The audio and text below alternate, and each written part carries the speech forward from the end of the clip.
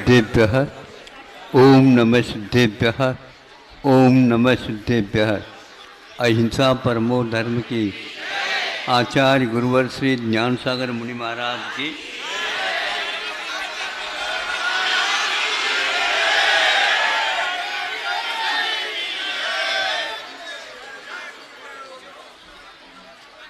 नदी में आकस्मिक पूर आ गया और नदी को पार करने वाले लाखों की जनता होती है। अब क्या करें? नदी तक तो सब लोग अपने वाहनों से चले गए। अब जो ही नदी आ गई त्यों ही अपने वाहन को छोड़ना पड़ेगा, पैदल जा नहीं सकते। अब समय बहुत कम है तो नाविक ने कहा कि भैया हाँ आपके सामने सेवा के लिए खड़ी है नाव, आप बैठ सकते हो, बैठो। तो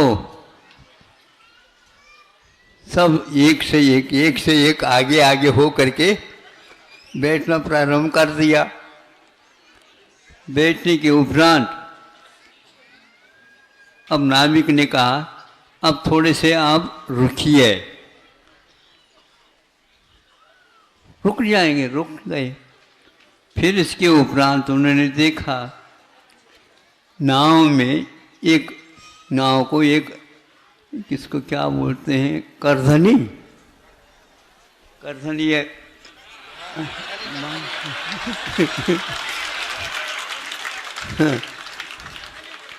नाव की भी एक करधनी होती है। उस करधनी के माध्यम से नाविक लोग समझते हैं कि हाँ यह संतुलित नाव है। जब देखा, नाविक ने देखा उस करधनी की जगह वो करधनी पानी में चला गया था और यह ऊपर थोड़ा सा नाव रह गया था। सुनो धनिकों, सुनो, तुम्हारे करधनी भी, हमारी करधनी भी तो डूब गई है। नहीं समझे? ये तो बीच में नहीं, यही तट में ही डूब जाएगी और ये नहीं चल पाएगी। फिर कैसे करें?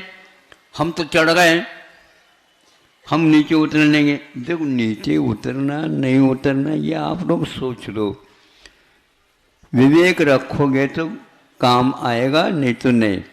हम 2-3 बेर जिसको बोलते हैं आज से यहाँ से वहाँ, वहाँ से यहाँ हम कर लेंगे। आप लोगों के लिए हम वायदा करते हैं, लेकिन आप लोगों को भी हमारे वायदा को स्वीकार कर लेना चाहिए।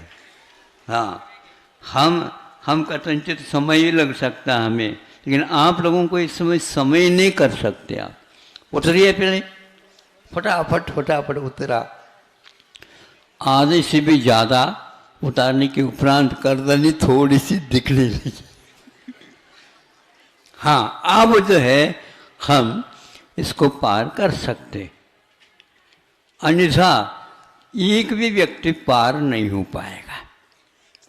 अपार समुद्र जैसा नदी है, बह रही है, इसलिए उसको नदी को पार करने के लिए नाव के बिना संभव नहीं। लेकिन नाव भी नाव होना चाहिए, चुनाव नहीं होना चाहिए। नहीं समझे? उसमें विवेक रख करके ही काम करेंगे, हमारा कार्य हो सकता है। तो विवेकशील थे, वो उतरे हैं, ये बिल्कुल गलत है, बैठ तो गए, ऐसा थोड़ी होता है। इसी प्रकार हर क्षेत्र में हम एक प्रकार से संयम बड़ी आवश्यकता है। हर काम में संयम चाहिए, तो धार्मिक कार्य में और विशेष रूप से चाहिए। प्राणियों के ऊपर दया करना ये प्राणी संयम है, और अपने ऊपर और दूसरे के ऊपर भी उपकार करने के लिए इंद्रिय संयम भी आवश्यक है। आपके पास 5 इंद्रियां हैं और इन 5 इंद्रिय के ऊपर अपना अधिष्ठान, एक प्रकार से नियंत्रण रखने का कार्य मन के द्वारा होता है। मन भी एक इंद्रिय है, किंतु उसको इंद्रिय इसलिए घोषित नहीं किया, उसके पास कोई भी स्थान नहीं। स्थान नहीं का मतलब आँखों के लिए स्थान है, कानों के लिए स्थान है, जिह्वा के लिए स्थान है, नासिका के लिए एक स्थान है, स्पर्शनेंद्रिय के लिए सर्वत्र शरीर में स्थान है, किंतु मन इंद्रिय हो करके भी उसका कोई कहाँ पर ठिकाना है उसका, ये बताना बहुत कठिन है। नहीं समझे? 5 इंद्रियां तो अपने सीमा में रहते हैं, अब 5 इंद्रिय होते हैं, 6ठी इंद्रिय नहीं होती, ये भी एक नियोग कर दिया, नियम बना दिया। किंतु 5 इंद्रियां अपने अपने स्थान को छोड़ करके अन्यत्र कहीं भी नहीं जा सकते। अन्यत्र का मतलब वहीं उनकी ठिकाना है। फिर इसके उपरांत दूसरा एक और नियम बनाया कि आँखों के द्वारा रूप का ही अवलोकन होगा और नासिका के द्वारा गंध का ही आदि आदि बांध दिया। ये सब होने के उपरांत मन का कहीं भी ठिकाना नहीं। मन कहाँ कहाँ पर रहता है, वह रहता नहीं, आता जाता रहता है। कब वह अनुपस्थित है, कहाँ पर उपस्थित है, इसको बताना बहुत ही कठिन है। अभी तक ऐसे कोई भी मोबाइल नहीं निकला बताते जिसमें मन को हम पकड़ सके। यदि आपको चाहिए ऐसा मोबाइल, मेरे पास उसका नंबर है,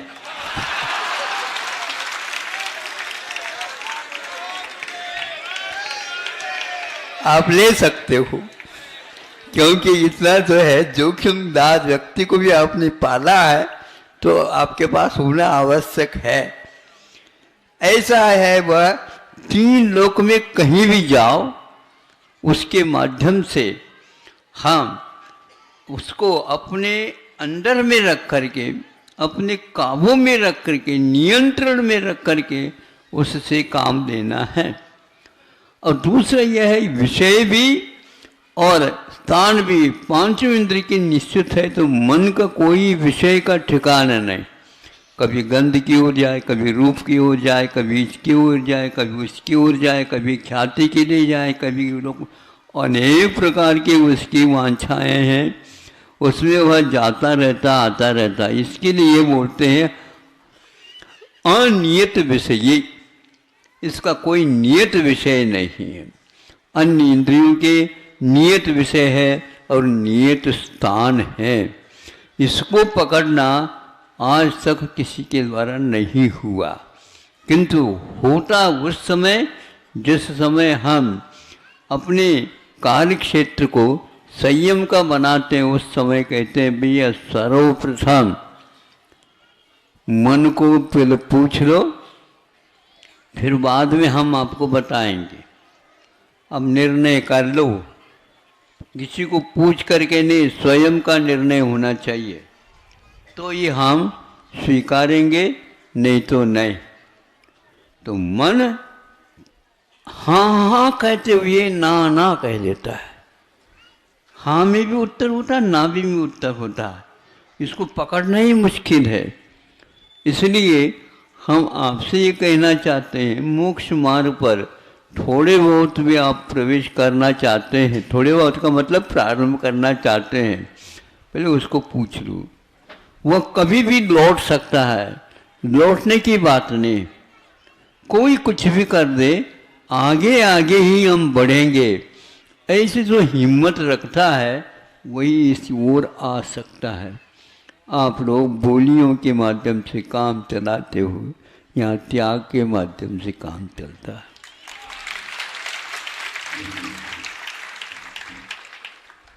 यहाँ तो त्याग की बात करो, कुछ रख करके कुछ देना, ये तो सबको आउट।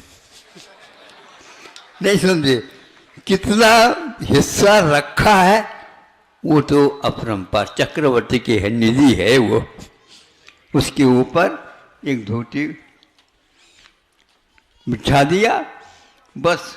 वो कितने हैं आप खाते जाओ, आप खाते जाओ। इस प्रकार यदि आप सीमा के बाहर रखते हैं, पांचों इंद्रियां बहुत जल्दी ना ना अब बस बात बंद कर कह दो कह देते, लेकिन मन का कोई ठिकाना है। महाराज क्या करें? हाँ बोलो क्या कहना चाहते हैं, आप ये बता दो। हम दर्शन के लिए आते हैं, दर्शन करते रहते हैं और उसी बीच में जो है ना कोई उसको हाँ अच्छा चलो चलो चलो चलो, तो आपको दर्शन ही तो करना था। दर्शन करना तो मन नहीं भरा तो हम क्या करें?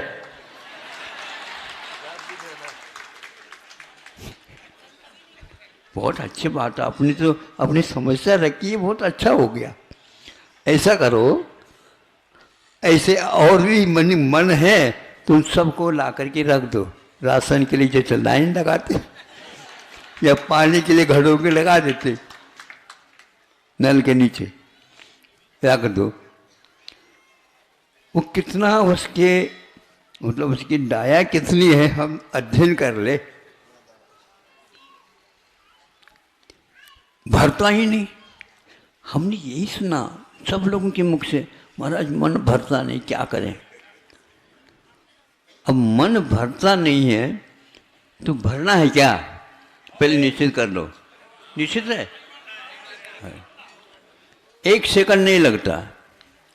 देखो जिसको आप रख रहे हो अपने पास, रखो कोई बात नहीं, लेकिन अपनी रक्षा के बिना रखोगे क्या? नहीं तो पहले रक्षा है, मन के माध्यम से यदि रक्षा होती है तो रखेंगे, नहीं तो नहीं। अच्छी बात नहीं है तो उसके गुलाम बनोगे। गुलाम हम कैसे बने? हम तो राजा बनेंगे। गुलाम क्यों बनाए? राजा तो बनना चाहते हो, लेकिन मन को साथ रख करके राजा बनना बहुत कठिन है, बन ही नहीं सकते। मन अपने आप में राजा रहना चाहता है, अब आप कैसे राजा बन सकते हैं?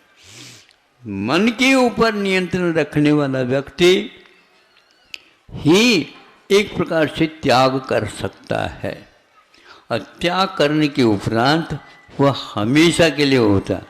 बोलियां हमेशा के लिए नहीं हुआ करती। शहर वाले या सागर वाले बोलियों में अभ्यास में काफ़ी आगे आ गए हैं, लेकिन अब त्याग के बारे में कह दो।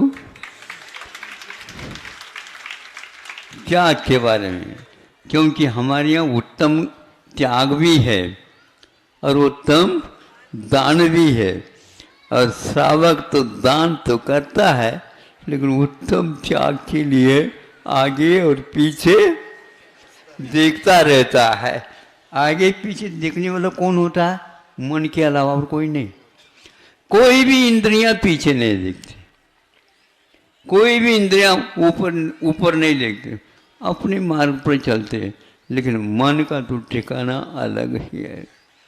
आज आप लोग संयम की बात करना चाह रहा था, तो वस्तुतः मन को जब तक आप अपने अंडर में नहीं रखोगे, पूरा नहीं तो कम से कम थोड़े बहुत तो रखो। यदि नहीं रखोगे तो उस वाहन में बैठे आप,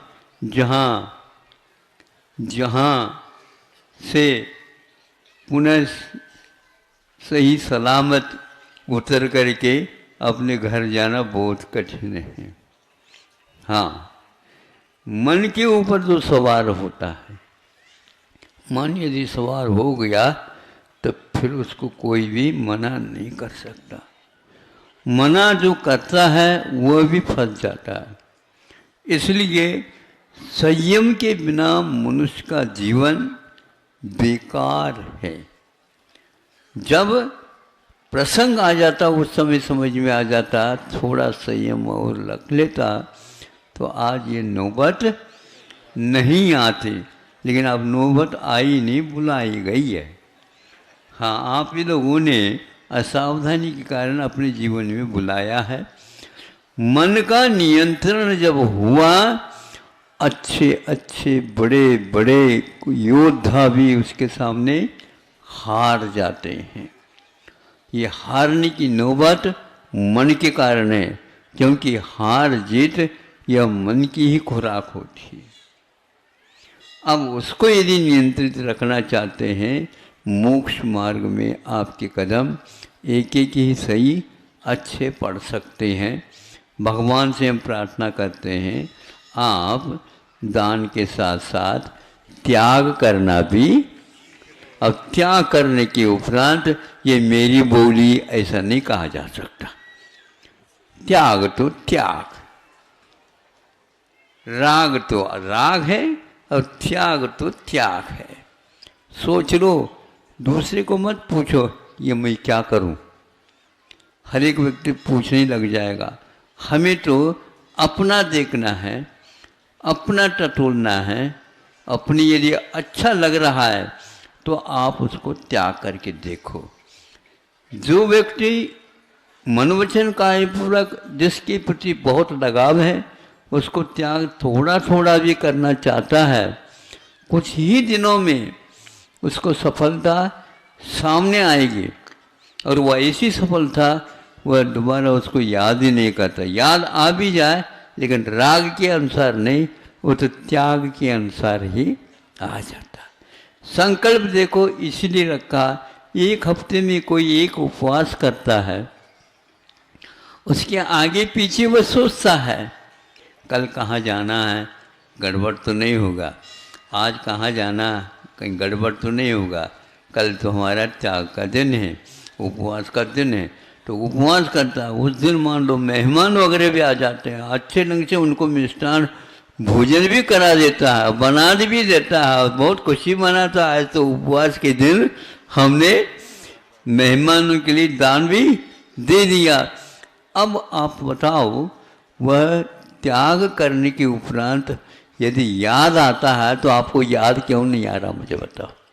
खाने की आपकी इच्छा होगी नहीं, क्योंकि आपने उसको मन पहले रखा, मन वचन काय पूर्वक किया है।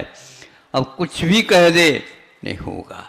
तो इस प्रकार आप एक कोई इष्ट का त्याग करते हैं, उस दिन तो कम से कम आपको वह राग की ओर नहीं ले जाता। इसी को बोलते हैं आचार्य, उस अपेक्षा से उस दिन आप महाव्रती के तुल्य हो जाते हो। कमाम सीखो तो कमाने की दुकान भी ध्यान दो। पहले कमाने से होता नहीं। कोई लेकर यदि मान लो आप दुकान खोलोगे तो उसमें तो अलग व्यापार होगा, और शराब कर दो तो फिर देख लो तो सोना और चांदी मालूम और हीरे के हो जाए तो बड़े बड़े करोड़पति भी आपके जेब में आ जाएंगे। हाँ, कितना है ये पता नहीं लगता। उसी प्रकार त्याग महाव्रत नहीं लेते हुए भी उस दिन पूर्णतः मैं त्याग करता हूँ, तो उसके कारण आपकी दुकान उस दिन तो बहुत अच्छी लगी। अनुव्रत के माध्यम से भी आप आगे बढ़ना चाहें तो वह अनुव्रत का अर्थ गुरु जी कहा करते थे, महा मैंने महाव्रत है, अनु मैंने छोटा व्रत है। उस श्रावक को हमेशा हमेशा महाव्रत को दृष्टि में रख करके आगे बढ़ना चाहिए। और दान करते हुए भी हम पूरा का पूरा दान कर सकते हैं, किंतु त्याग करने वाला व्यक्ति बहुत जल्दी त्याग करने के लिए तैयार हो जाता है। दान वालों को तो बहुत बार कहना पड़ता है, कहीं कहीं प्रोत्साहित करना पड़ता है, फिर इसके उपरांत वो दान देने की घोषणा करता है। फिर आपको वहाँ पर मांगते हुए भी जाना चाहिए, अरे भैया हमने क्या आपसे कर्ज लिया रखा क्या? कर्ज तो नहीं लिया, लेकिन हमारा फर्ज है, क्योंकि आजकल के दाता बार बार जाइए मिला वो देते ही नहीं। इसलिए पहले से हमने कहा था ना हमारे किस्त रहेंगे। अब ये बात है 3 साल में भी एक किस्त तो आ सकती, क्या करें। इसलिए मैं कह रहा हूँ, अब जो आप बनाने जा रहे हो उसके लिए ऐसे किस्तों से कोई काम नहीं चलेगा। इसलिए आप पूरा मन बना लीजिए, पक्का कर दीजिए हमें देना ही है, और त्याग हमने कर दिया है। ऐसी स्थिति में इन लोगों को परेशानी होना नहीं पड़ेगा और आप लोगों के ऊपर, दोनों के ऊपर सबका उपकार होगा।